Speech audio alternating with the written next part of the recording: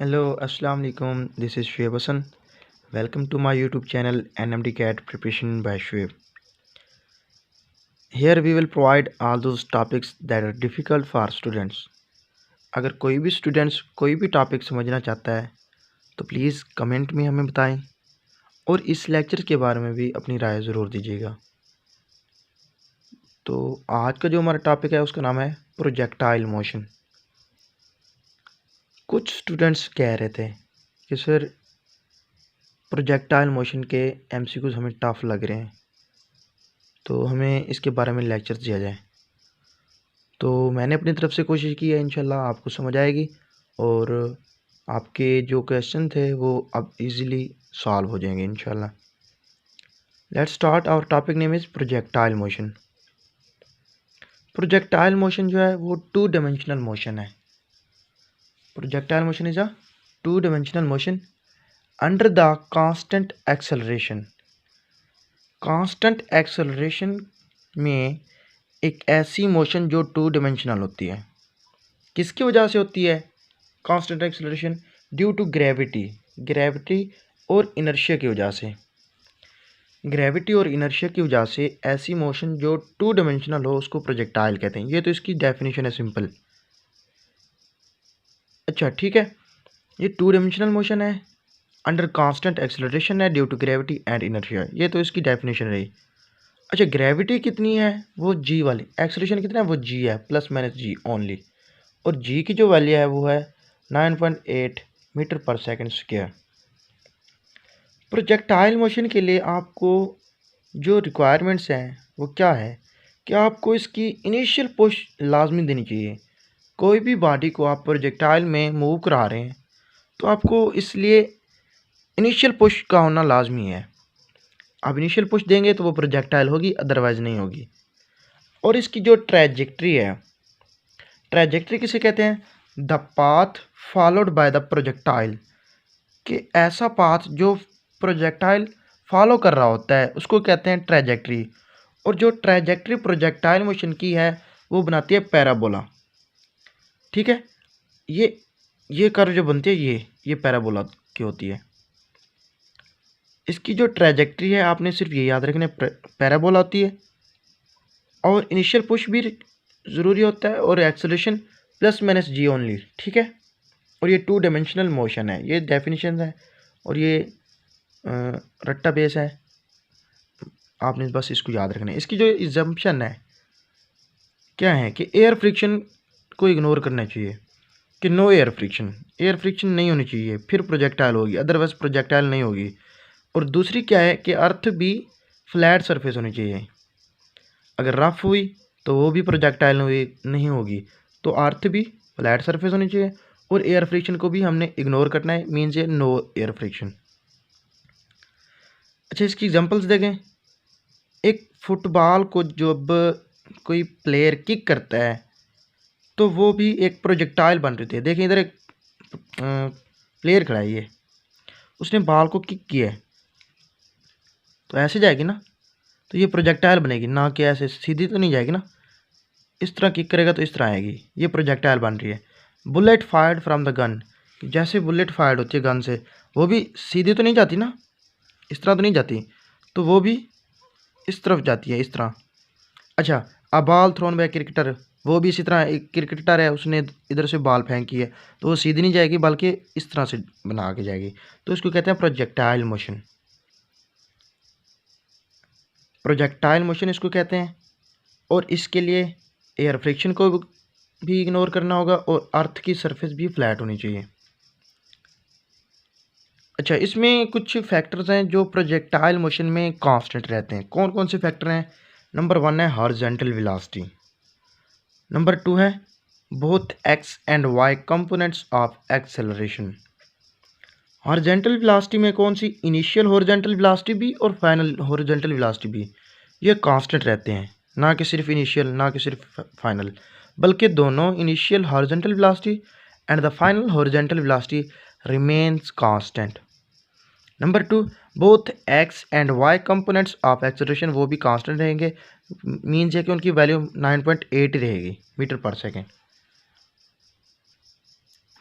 अच्छा, हमने इसका बेसिक पढ़ लिया, डेफिनेशन भी कर ली कि इसके लिए अजम्पशन क्या है और इसमें कांस्टेंट चीज़ें कौन सी हैं वो भी हमने देख ली। अब इसकी देखते हैं टू टाइप्स हैं, एक है ओब्लिक प्रोजेक्टाइल और नंबर टू पे है हॉरिजॉन्टल प्रोजेक्टाइल। पहले देखते हैं ओब्लिक प्रोजेक्टाइल को और बाद में देखेंगे हॉरिजॉन्टल प्रोजेक्टाइल को। ओब्लिक प्रोजेक्टाइल को कि कोई भी चीज़ है हमने उसको पुश किया है, इनिशियल पुश दिया है, जैसे इनिशियल पुश किया है तो उसने ये ट्रैवल किया है, ये ट्रैवल करते करते और अपने फाइनल पॉइंट पे आई है। जहाँ से हमने इसको प्रोजेक्टाइल किया है इस पॉइंट को कहते हैं point of projection,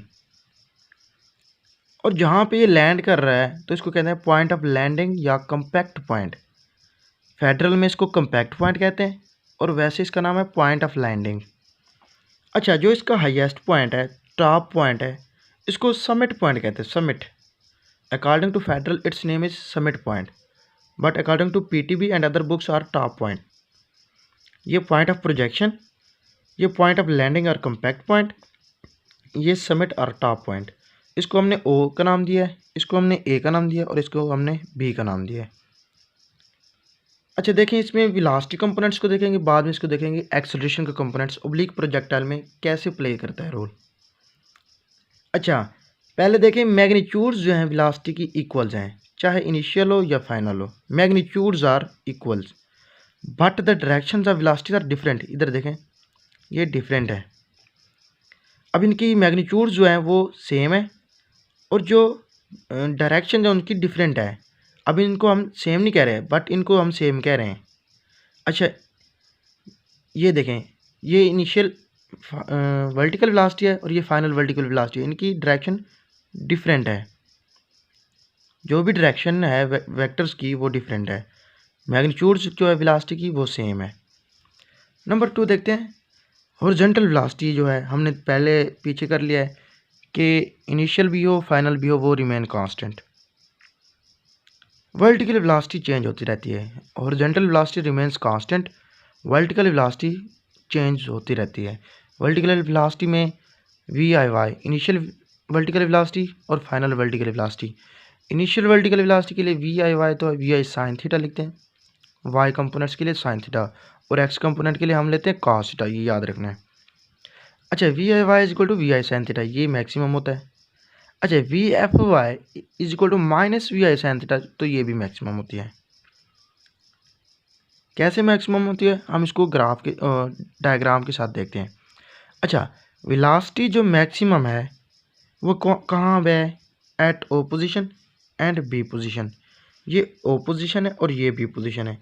O position और बी पोजिशन पे आपको पता है ये हमसे पॉइंट ऑफ प्रोजेक्शन है, ये पॉइंट ऑफ लैंडिंग है, मीन्स है कि इसकी मीन पोजिशन है, ये मीन पोजिशन पर वेलोसिटी मैक्सिमम होती है। अच्छा, वेलोसिटी मिनिमम कहाँ है, एट ए पोजिशन, ये उसकी फ़र्ज़ कर लें एक्सट्रीम पोजीशन पहुंच चुका है तो इस पर जो वेलोसिटी है वो मिनिमम होगी, नॉट ज़ीरो, ए पॉइंट पर। Velocity is maximum at O point and B point and the velocity is minimum at A point. Velocity never zero, velocity zero कभी नहीं होती बल्कि ये चेंज होती है।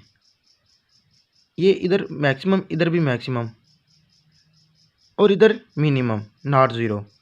अब कैसे होती है हम इसको डिटेल में देखते हैं।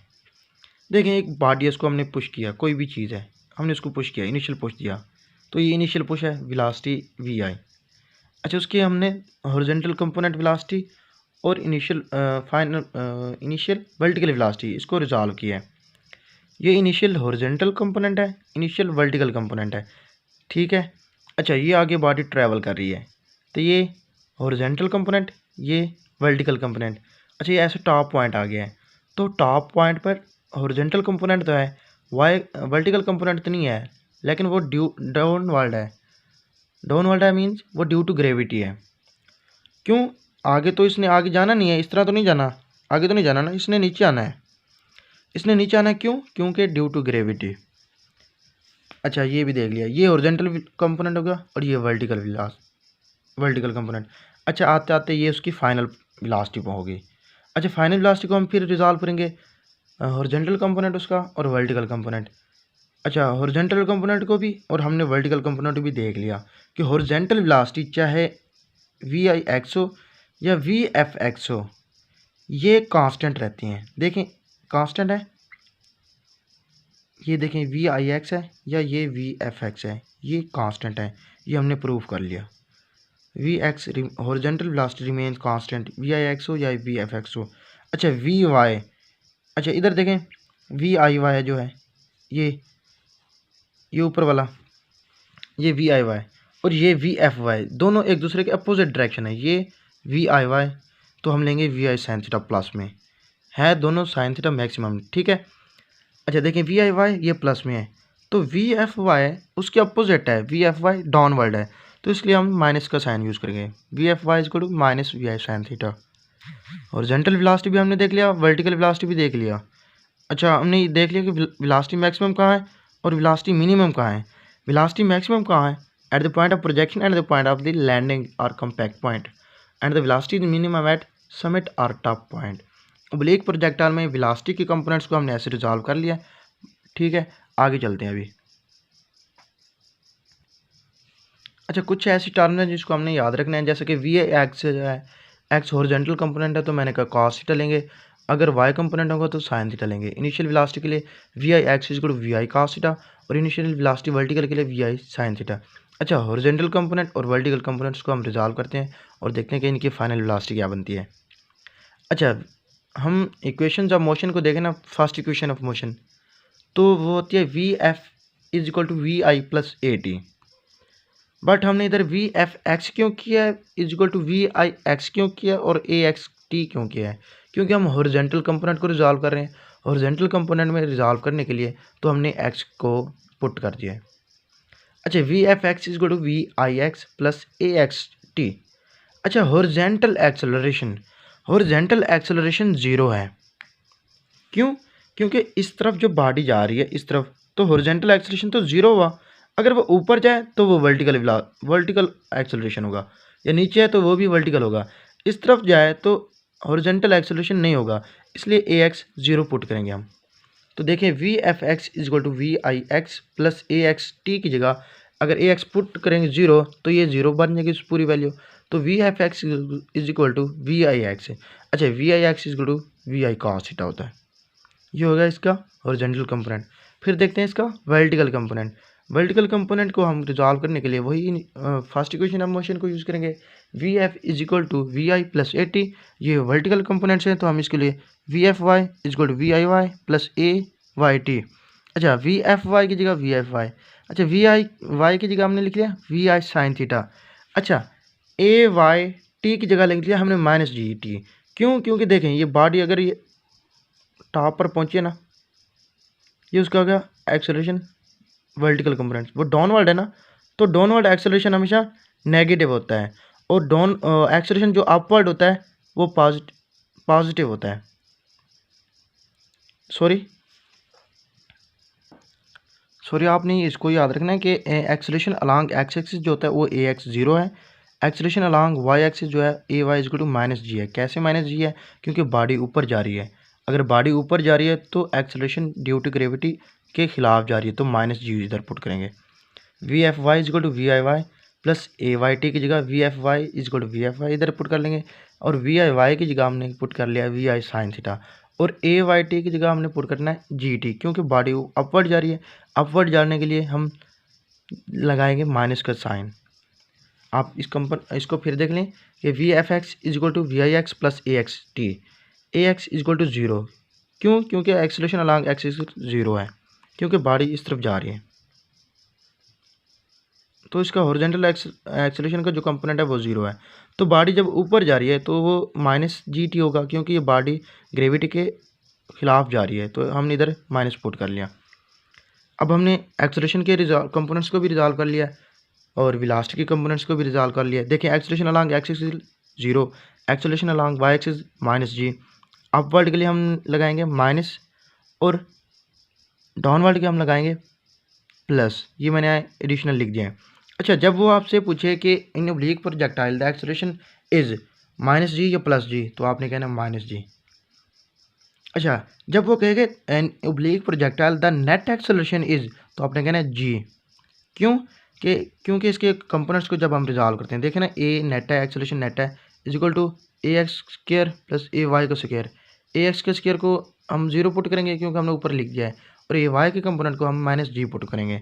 माइनस जी को अगर पुट करें तो ये इसका स्केयर लें तो ये जी का स्केयर बनेगा, और जी का स्केयर को जब हम जी का अंडर रूट लेंगे तो ये सिर्फ जी आएगा। जो नेट एक्सेलरेशन जो होगा वो जी होगा, not minus G. In oblique आपसे एमसीक्यू पूछेगा, in oblique projectile the acceleration along in acceleration is taken as minus G plus G, तो आपने कहना minus G. Next net acceleration is G not minus G. ये कुछ चीज़ें याद रखनी है, ये आपने याद रखना है। इस फार्मूला को भी याद रखना है, इस बात को भी याद रखना है कि नेट एक्सेलरेशन क्या है और एक्सेलरेशन क्या है। और आपने उसके वेलोसिटी कंपोनेंट्स को भी याद रखना है कि किस पर मैक्सिमम होती है, किस जगह पर मिनिमम होती है, और ज़ीरो नहीं होती वेलोसिटी। हॉरिजॉन्टल वेलोसिटी कंपोनेंट्स वो रिमेन कांस्टेंट। आपने ये चीज़ें चंद याद रखनी है, ये सिर्फ थी याद रखने वाली चीज़ें। इसके बाद चलते हैं हम कुछ फार्मूलाज की तरफ। अच्छा, फार्मूलाज में हम देखते हैं पहले हाइट ऑफ प्रोजेक्टाइल को, फिर देखेंगे टाइम ऑफ फ्लाइट को, और देन देखेंगे रेंज ऑफ फ्लाइट को। अच्छा, हाइट ऑफ फ्लाइट की डेफिनेशन क्या है? The vertical distance covered by the projectile is called height of the projectile. Vertical distance कौन सा होगा? ये वाला, not horizontal. Vertical distance is the height of the projectile. अच्छा, हम इसको कैसे इसकी फार्मूला की डेरिवेशन करते हैं? From third equation of motion हम इसको डिराइव करेंगे। वो इक्वेशन है 2as is equal to V F square minus V I square. अच्छा, 2as की जगह पर ए वाई लिख लिया, क्यों? क्योंकि हम इसका वर्टिकल कंपोनेंट्स ले रहे हैं एक्सेलरेशन का। हाइट है ना, तो वर्टिकल डिस्टेंस है तो एक्सेलरेशन भी वर्टिकल वाला लेंगे, नॉट हॉरिजॉन्टल वाला। अच्छा, वी एफ वाई का स्केयर लेंगे, और माइनस वी आई वाई का स्केयर लेंगे, not V I X square. क्योंकि हम वर्टिकल डिस्टेंस ले रहे हैं तो इधर भी वाई कंपोनेंट्स को पुट करेंगे, इधर भी वाई कंपोनेंट्स को, और इस जगह भी वाई कंपोनेंट्स को। अच्छा देखें, एक्सेलरेशन हमने क्या कहा है? वर्टिकल इसका क्या है? माइनस जी। अच्छा, वी एफ स्केयर जो इसकी फाइनल वेलोसिटी है, फाइनल वेलोसिटी कौन सी होगी? देखें, इधर से स्टार्ट किया था हमने, इस पर जो पहुंचा वर्टिकल डिस्टेंस, इधर पर क्या है वेलोसिटी? हम ज़ीरो पुट कर रहे हैं। अच्छा, इधर क्या होगा? मैक्सिमम वेलोसिटी, इधर भी मैक्सिमम, इधर भी मैक्सिमम, इधर ज़ीरो हो जाती है, यानी कि मीन्स मिनिमम हो जाती है। मिनिमम मीन्स ज़ीरो, तो हमने इधर ज़ीरो पुट कर लिया। और वी आई वाई है, वाई कंपोनेंट्स को रिजॉल्व करने के लिए हम लगाते हैं वी आई साइन थीटा। जब हम वी आई साइन थीटा लगाएंगे तो इसका स्केयर लेंगे, तो ये minus two G H is equal to minus V I square sine square theta. Minus से माइनस कैंसिल, तो ये बचेगा two G H is equal to V I square sine square theta. तो एच को इधर रहने देंगे, V I square sine square theta, और टू जी जो ये वाला था ये इसके अंडर आ जाएगा। इसकी फार्मूला की डेरिवेशन है H is equal to V I square sine square theta और टू जी। आपसे वो डेरिवेशन नहीं पूछेगा एनएमडी कैट में, वो आपसे पूछेगा कि हमने वेलोसिटी आपको दे दी है और थीटा भी दे दिया, आप हमें प्रोजेक्ट हाइट बता दें। या आपसे वो पूछेगा हमने हाइट बता दी है, आप हमें वेलोसिटी बता दें, और उसने थीटा भी दे दिया होगा, एंगल कोई भी होगा। इसके जो रिलेशन बनते हैं वो ये है कि हाइट का वेलोसिटी के साथ डायरेक्टली प्रोपोर्शन है वी आई के स्केयर के साथ, हाइट का साइन स्केयर थीटा के साथ डायरेक्टली है, और हाइट का जी के साथ इनवर्स है। अच्छा, जब उसको कोई आपको बना देगा कि ग्राफ कि इसका क्या बनेगा हाइट और वेलोसिटी स्केयर का, तो आपने कहना स्ट्रेट लाइन। अगर हाइट और सिर्फ वेलोसिटी का गए तो आपने यूं टर्न वाले को टिक करना है, ये वाला। इस चीज़ को नोट कर लें, अगर वी आई स्केयर हो तो स्ट्रेट लाइन, अगर वी आई अकेला हो तो ये इस तरह बनेगा ग्राफ। अच्छा ठीक है, और नेक्स्ट जो है मैक्सिमम हाइट किस एंगल पर होती है और हाफ ऑफ इट्स मैक्सिमम किस एंगल पर होती है, हम ये देखते हैं। हाइट का जो फार्मूला है H is equal to V I square sine square theta और टू जी। तो साइन ट्रिग्नोमेट्रिक रेशियो में किस पर मैक्सिमम होता है? साइन 91 होता है, तो हम इधर 90 को पुट करेंगे, साइन 90 इज इक्वल टू 1 आ जाएगा, तो ये बन जाएगा वी आई स्केयर और two G. Height maximum is equal to V I square और टू जी। अच्छा, वो आपसे एमसीक्यू इस टाइप में भी पूछ सकता है कि हाफ ऑफ इट्स मैक्सिमम किस एंगल पे होती है, तो आपने इसको रिजॉल्व करना है H equal to half maximum condition को देख के। अच्छा, V I square sine square theta और टू जी, ये है हाइट का फार्मूला। हाफ मैक्सिमम क्या है हमने पीछे निकाल लिया, वी आई स्केयर और two G, V I square और टू जी पुट करेंगे, टू जी से ये टू जी कैंसिल, और वी आई स्केयर से ये वी आई स्केयर कैंसिल, तो बचेगा sine square theta is equal to half. अच्छा, इसको हम अंडर रूट ले लेंगे, इसका अंडर रूट जब लेंगे तो ये बचेगा sine theta is equal to 1/√2। तो हमें ट्रिग्नोमेट्रिक रेशियो याद होनी चाहिए साइन की, कॉस की और टैन की। तो हमें पता है कि theta equal to sine inverse 1/√2 है। तो 1/√2 कब होता है? जब एंगल 45 हो। मीन्स ये कि height maximum at 90 angle and height is half of maximum at 45 angle. आपने इन चीज़ों को याद रखना है। इसका फार्मूला, डेरिवेशन नहीं पूछेगा। अच्छा, इसका रिलेशन, ग्राफ पूछ सकता है। मैक्सिमम हाइट किस एंगल पे होती है, हाफ ऑफ मैक्सिमम किस एंगल पे होती है। आपको वो डिफरेंट एंगल्स भी दे सकता है, जैसे 30 का एंगल हो गया, 60 का एंगल हो गया, 90 का एंगल हो गया और 45 का एंगल हो गया। आपने ट्रिग्नोमेट्रिक रेशियो साइन वाली याद रखनी है और इस फार्मूला में पुट कर देनी है। अच्छा, इसके बाद जो है वो हमारा टॉपिक है, वो है टाइम ऑफ फ्लाइट। इसकी डेफिनेशन पहले देखेंगे। The time taken by the body to cover the distance from the place of projection to place of point landing. कि ऐसा टाइम जो बॉडी ने कवर किया हो फासला फ्रॉम पॉइंट ऑफ प्रोजेक्शन से पॉइंट ऑफ लैंडिंग तक, उस टाइम को क्या कहते हैं? Time of flight. उस टाइम को क्या कहते हैं? Time of flight. इधर से बॉडी ने ट्रैवल किया, इधर पहुंची, तो इस दौरान जितना भी वक्त लगा उसको कहेंगे टाइम ऑफ फ्लाइट। इसमें जो वर्टिकल कंपोनेंट होगा, वाई होगा या हाइट होगी, उसको हम 0 पुट करेंगे, क्योंकि जहाँ से ये हमने इसको पुश किया था तो उसी मेन पॉइंट पे आ रहा है ना, ऊपर किसी जगह पे रुका हुआ तो नहीं है, हमने इस फलां टाइम तक लिया है, क्योंकि ये भी जहाँ से हमने इसको स्टार्ट किया है तो वहाँ पे एंड हो रहा है, तो इसलिए वाई मीन्स है कि डिस्टेंस 0 पुट करेंगे। इसकी हम डेरिवेशन कैसे करते हैं? ये होगी सेकंड इक्वेशन ऑफ मोशन से। सेकंड इक्वेशन ऑफ मोशन क्या है? S is equal to V I T plus half A T square. अच्छा, एस की जगह हम वाई पुट करेंगे। अच्छा, वी आई वाई पुट करेंगे, T plus half A Y T, क्योंकि हम वर्टिकल कंपोनेंट्स लेंगे ना। अच्छा, वी आई वाई की जगह हम वी आई साइन थीटा लेंगे, टी वैसे रहेगा। अच्छा, ए वाई इसके जो होता है वो माइनस जो होता है, हमने पीछे इसका जिक्र कर लिया है, और टी स्क्वायर।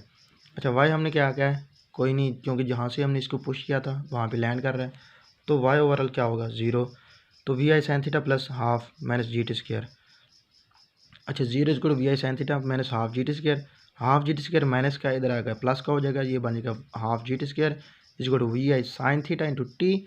तो अगर हम टी को इधर रहने दें, अच्छा ये टी भी है, ये टी का स्क्वायर है, अगर ये एक टी से ये टी कैंसिल हो जाए तो सिर्फ इधर टी बचेगा ना। ये टी का स्क्वायर था और ये टी है, अगर इसमें से एक टी कैंसिल हो जाए इससे, तो ये बनेगा टी इज इक्वल टू 2, इधर आके मल्टीप्लाई हो जाएगा ये वाला, ये बन जाएगा 2 आई साइन थीटा ओवर जी, ये जी इधर आकर माइनस तकसीम हो जाएगा।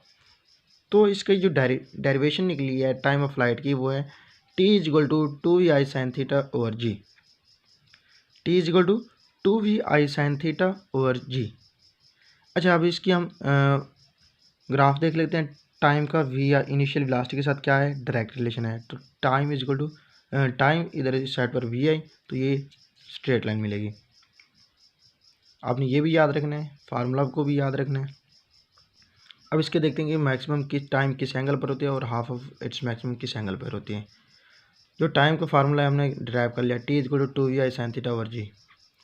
साइन की ट्रिग्नोमेट्रिक रेशियो किस पर मैक्सिमम होती है? 90 पे 90 पे 90 पे। आपने ट्रिग्नोमेट्रिक रेशियो याद रखनी है कि साइन 30 हाफ होता है, साइन 45 1/√2 होता है, और साइन 60 1/√3 होता है, या √3/2 होता है, हाँ √3/2 होता है, और साइन 90 1 होता है। तो आपने ये ट्रिग्नोमेट्रिक रेशियो भी याद रखनी है कि maximum time T is equal to V I sine theta over G. तो साइन की वैल्यू इधर पुट करेंगे, तो साइन 9 थीटा अगर 90 पुट करें तो ये 90 मैक्सिमम होता है, साइन 90 1, तो एक उसको वैल्यू पुट करेंगे तो वो बनेगा 2 V I over ji.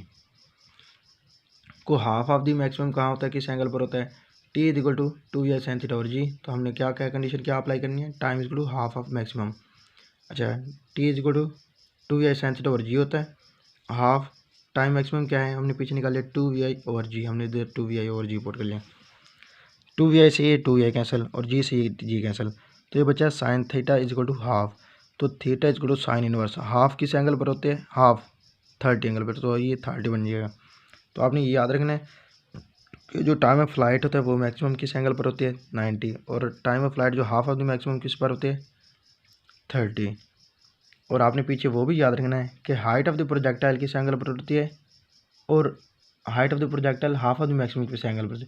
Height is maximum at 90, height is half of maximum at 45, time is maximum at 90, time is half of maximum at 30।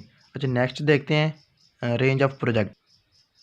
अच्छा रेंज ऑफ प्रोजेक्टाइल की पहले इसकी डेफिनेशन देखेंगे। कैसे डेफिनेशन है? इसकी डेफिनेशन है the maximum distance when a projectile covers in horizontal direction.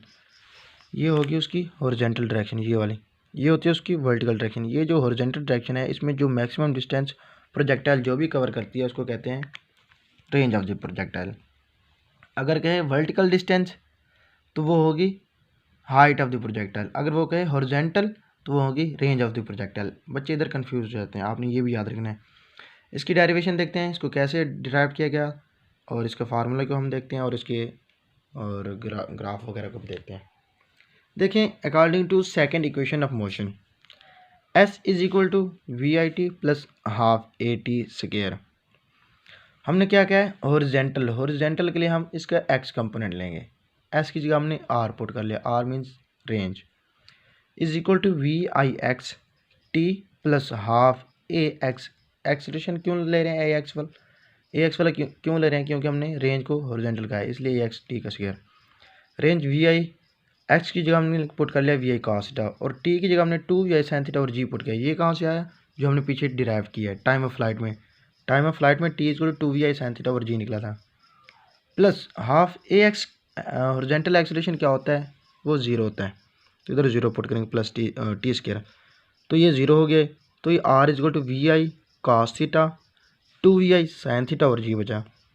अच्छा ट्रिग्नोमेट्रिक रेशियोज में 2 sin थीटा cos थीटा जो होता है ना वो sin 2 थीटे के बराबर होता है। 2 sin थीटा cos थीटा जो होता है वो sin 2 थीटे के बराबर होता है। तो अगर हम इसको रीअरेंज करें तो ये बनता है 2 sin theta cos theta into VI square. अच्छा 2 sin थीटा cos थीटा की जगह हम sin 2 थीटा पुट करेंगे इस ट्रिग्नोमेट्रिक रेशियोज के मुताबिक, तो ये इसका फार्मूला बन जाएगा R is equal to VI square sin 2 theta over G। आपने तीनों फार्मूलाज को याद रखना है। कौन कौन सी? हाइट ऑफ प्रोजेक्टाइल को, टाइम ऑफ फ्लाइट को और नंबर 3 रेंज ऑफ प्रोजेक्टाइल को। हाइट का क्या फार्मूला होता है? वो होता है H equal to VI square sine square theta over 2G। अच्छा टाइम का क्या होता है? T equal to 2VI sin theta over G। अच्छा अब ये रेंज का क्या निकला है? VI square sin 2 theta over G। Number 3 अच्छा हमने क्या निकालना है? इसकी मैक्सिमम रेंज। लाइक हमने मैक्सिमम हाइट भी निकालनी है, मैक्सिमम टाइम भी निकाला किस एंगल पर मैक्सिमम होते हैं और किस पर हाफ ऑफ द मैक्सिमम होते हैं। अच्छा मैक्सिमम रेंज जो है R इक्वल टू ये फार्मूला पुट करेंगे VI square sin 2 theta over G। अच्छा 2 थीटा है तो हम अगर थीटा 45 पुट करें तो 2 को 45 से मल्टीप्लाई करें तो 90 बनता है। साइन 90 क्या होता है? 1, तो इसलिए ये बन जाएगी R equal to VI square और 2 VI स्क्वायर ओवर G। अच्छा हाफ ऑफ द मैक्सिमम किस एंगल पर होगा? R equal to VI square sin 2 theta. अगर थीटा को हम पुट करें 15, अगर हम थीटा को करें 15 sin 30 बन जाएगा। sin 30 जो होता है वो होता है हाफ। तो मीन्स ये कि मैक्सिमम रेंज किस एंगल पर होते हैं और हाफ ऑफ मैक्सिमम किस एंगल पर? ये मैक्सिमम होते हैं 45 पर और हाफ ऑफ मैक्सिमम होते हैं 15 पर। ये कंफ्यूज हो जाते हैं बच्चे और गलत कर आते हैं कि सर उधर तो साइन रेशियो थी ट्रिग्नोमेट्रिक थी तो 90 आना चाह। नहीं बेटा, इधर थीटा 45 पुट करेंगे, इधर थीटा 15 पुट करेंगे। इधर देखें कुछ हमने आपको बता दिया है। अगर एंगल 0 हो साइन 2 0 पुट करेंगे तो ये 0 बनेगा। अगर एंगल 30 हो तो साइन 2 इंटू 30 पुट करें ये साइन 60 बनता है और साइन 60 जो वैल्यू है वो है √3/2। अच्छा अगर एंगल हम 45 पुट करेंगे तो साइन 2 इंटू 45 ये साइन 90 बनता है। Sine 90 is equal to 1। अच्छा अगर हम एंगल 60 पुट करेंगे तो साइन 2 इंटू 60 पुट करें तो ये साइन 120 बनता है और साइन 120 और 60 की वैल्यू सेम होती है। ये √3/2 ये भी √3/2। अच्छा अगर साइन 90 पुट करेंगे साइन 92 इंटू 90 ये बनेगा साइन 180, जो साइन 180 था वो 0 होता है। तो देखें कि height range of the projectile किस एंगल पर मैक्सिमम है और किस पर हाफ ऑफ द मैक्सिमम है। रेंज मैक्सिमम 45 पर है और हाफ ऑफ मैक्सिमम 15 पर है। आपने सब चीज़ें अब याद रखनी है। कौन कौन सी? कि हाइट ऑफ प्रोजेक्टाइल किस पर मैक्सिमम होती है, टाइम ऑफ फ्लाइट किस पर मैक्सिमम होती है और जो रेंज है वो किस एंगल पर मैक्सिमम होती है। हाइट किस एंगल पर मैक्सिमम होती है 90 पर। टाइम किस एंगल पर मैक्सिमम होती है 90 पर। रेंज किस एंगल पर मैक्सिमम होती है 45 पर। अच्छा फिर हाफ ऑफ वैल्यू देखते हैं।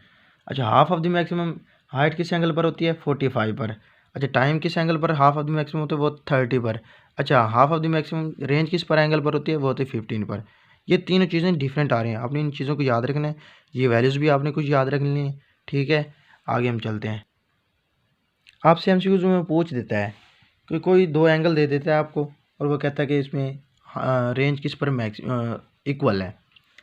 और आपको एक बात बताता चलूँ कि जो दो एंगल दे दे, कोई भी दो दे दे, अगर उन दोनों का हम सम करें, अगर वो 90 के बराबर आए तो उनकी रेंजेस सेम होंगी, अदरवाइज नहीं होंगी।